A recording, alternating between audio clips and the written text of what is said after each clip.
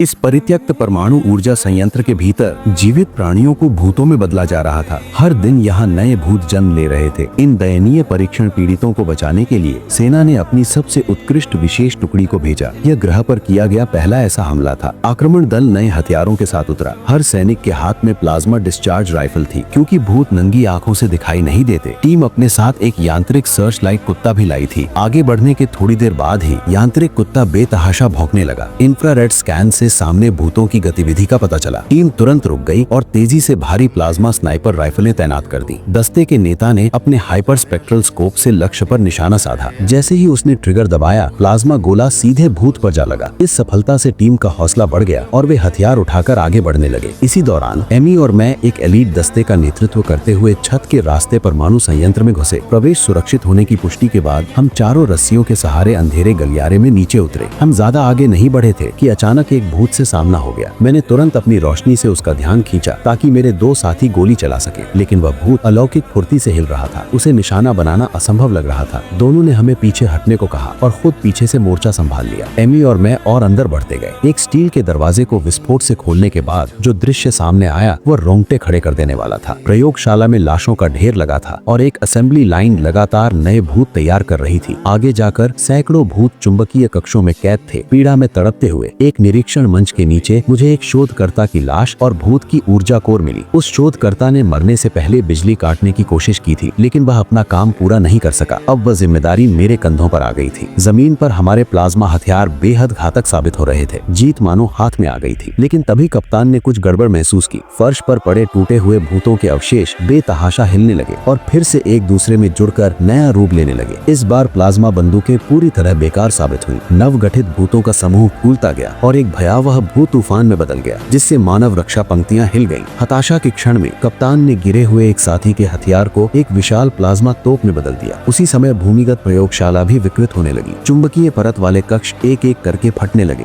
भागे हुए भूतों ने लगभग मेरी जान ले ली। जब पूर्ण विनाश तय लगने लगा, तभी कप्तान की तोप पूरी तरह चार्ज हो गई। उसने ट्रिगर दबाया और धरती हिला देने वाली ऊर्जा छोड़ी, लेकिन उस झटके ने सभी कैद उपकरणों को भी तोड़ दिया, जिससे अनगिनत भूत अपने पिंजरों से आजाद हो गए। ऐन मौके पर मैंने बिजली की आपूर्ति काट दी। हवा में तैरते हुए भूत ऐसे मुड़ने और गिरने लगे जैसे बिजली कटते ही मशीनें बंद हो जाती हैं। वे तारा जैसी रोशनी के कणों में बिखर गए और पूरी तरह विलीन हो गए। यह भयावह स्वप्न आखिरकार समाप्त हो गया।